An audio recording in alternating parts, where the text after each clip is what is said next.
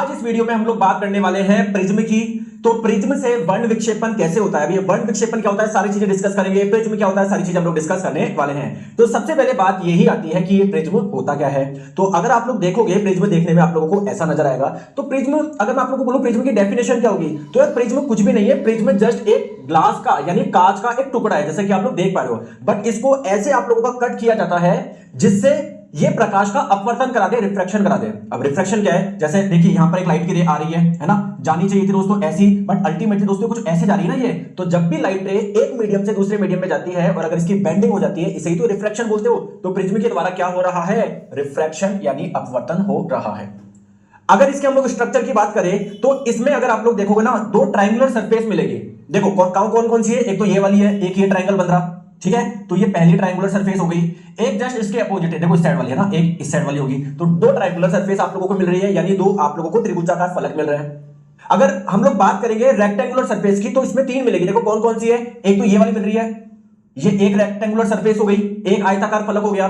दूसरी rectangular surface ये वाली हो गई, ये दूसरा आयताकार फलक हो गया। और दोस्तों तीसरे बेस में भी तो मिलेगी, है ना। तो ये तीसरी रेक्टेंगुलर सरफेस हो गई। तो इसमें तीन तो आयताकार पृष्ठ होते हैं या तीन आयताकार फलक होते हैं और दो त्रिभुजाकार होते हैं।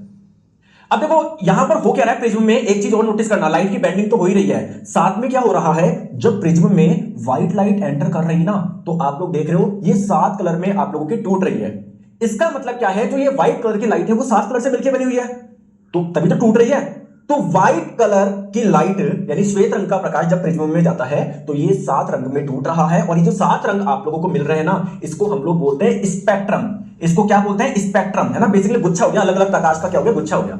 और इस फिनोमिना को क्या बोलेंगे, तो इसी को हम लोग बोलते हैं वर्ण विक्षेपण। तो वर्ण विक्षेपण की परिभाषा क्या हो जाएगी, जब श्वेत प्रकाश या सफेद रंग का प्रकाश प्रिज्म में से गुजरता है तो वो 7 रंगों में टूट जाता है। इसी घटना को हम लोग प्रकाश का वर्ण विक्षेपण बोलते हैं और इंग्लिश में इसको बोलते हैं डिस्पर्जन ऑफ लाइट।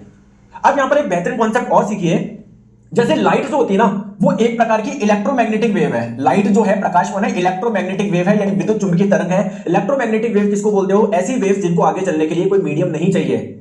वो वैक्यूम में से भी चल सकती है, निर्वात में से भी चल सकती है। अब इलेक्ट्रोमैग्नेटिक वेव तो बहुत प्रकार की होती है, radio waves, microwave, infrared, gamma. तो उन सबको मिला के जो पूरा का पूरा गुच्छा है, इसको मिला के आप लोग बोलेंगे इलेक्ट्रोमैग्नेटिक स्पेक्ट्रम।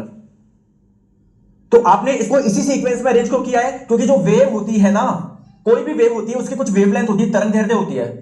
तो मैंने यहां पर सबसे कम वेवलेंथ वाली को रखा है, और जैसे जैसे आप लोग आगे चल रहे हैं, जो रेडियो वेव्स आपको मिल रही है, इसकी वेवलेंथ सबसे ज्यादा है। इसमें आती है आप लोगों की जो विजिबल लाइट होती है ना, जो व्हाइट कलर 7 रंगों से मिलकर बना हुआ है, violet, indigo, blue, green, yellow, orange, red. तो इनको भी देखो कैसे सेट करा है, ऐसे सेट करा है। क्यों, क्योंकि इनमें से सबसे ज्यादा वेवलेंथ किसकी है, रेड कलर की है, और सबसे कम किसकी है, वॉयलेट की है। अब एक चीज आप लोग नोटिस करिए कि क्या जब व्हाइट लाइट एंटर करी, 7 कलर में मिल गई, तो क्या कुछ डेविएशन भी हो रहा है क्या, बिल्कुल। देखो अगर व्हाइट लाइट मान लो अंदर गई, 7 रंग में टूट गई, तो सातों के साथ तो ऐसे निकल जाते हैं यार, क्या दिक्कत थी। बट कोई इधर जा रहा है, कोई इधर जा रहा है, कोई इधर जा रहा है, कोई इधर जा रहा है, कोई इधर, कोई इधर, तो डेविएशन हो रहा है ना।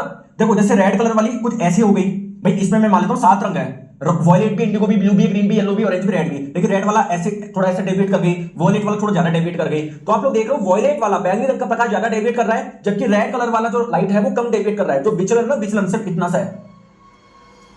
तो क्वेश्चन ये आता है कि ये विचलन हुआ क्यों। बाद में हम लोग देखेंगे क्या बोलते हैं कि किसका ज्यादा हुआ किसका नहीं। या मैं बोलूं कि यार लाइट रे ऐसे आ रही थी, ऐसे आ रही थी, या ऐसे आ रही थी, इनकी बेंडिंग हुई क्यों। देखो समझो यहां पर हो क्या रहा है, प्लीज समझो। आप लोगों ने पढ़ा है, जैसे मैं एक छोटा सा एग्जांपल बताता हूं। मान लेते हैं एक सघन माध्यम है यानी एक डेंसर मीडियम है, एक विरल माध्यम है यानी रेयर मीडियम है। आपको पता है जब भी कोई लाइट रे डेंसर से रेयर में आती है तो क्या होता है, जैसे मान लीजिए कोई लाइट रे आई, इसके परपेंडिकुलर लाइन ड्रॉ कर दीजिए, जिसे आप लोग नॉर्मल यानी अभिलंब बोलेंगे। दोस्तों जानी चाहिए थी ऐसे, बट जब डेंसर टू रेयर में आती है ना, तो जो नॉर्मल है ना अभिलंब, इससे दूर हट जाती है, तो ऐसे जा रही है ये। तो यहां पर भी क्या है, ये जो प्रिज्म है वो डेंसर है, सघन है, बाहर क्या है, एयर है, ये विरल है। तो लाइट रे देखिए ऐसे जा रही थी, मान लो ऐसे जा रही थी, ठीक है। तो इसके परपेंडिकुलर लाइन खींच दीजिए, जिसे आप लोग बोलेंगे नॉर्मल यानी अभिलंब। तो देखो आपके अकॉर्डिंग जानी ऐसे चाहिए थी, बट जब डेंसर टू रेयर में जाती है ना, तो जो नॉर्मल होता है ना अभिलंब, इससे दूर हट जाती है, थोड़ा सा ऐसे होता है। तो देखो इसलिए ऐसे जा रही है आपकी, ठीक है, समझ गए बात को। तो ये बेंडिंग हो रही है, इसका मैंने आप लोगों को रीजन बताया।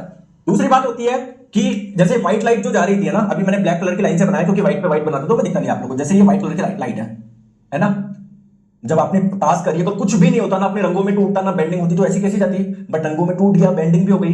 तो सबसे ज्यादा विचलन किसका होगा, वॉयलेट का होगा, ध्यान रखिए। सबसे कम होगा रेड का।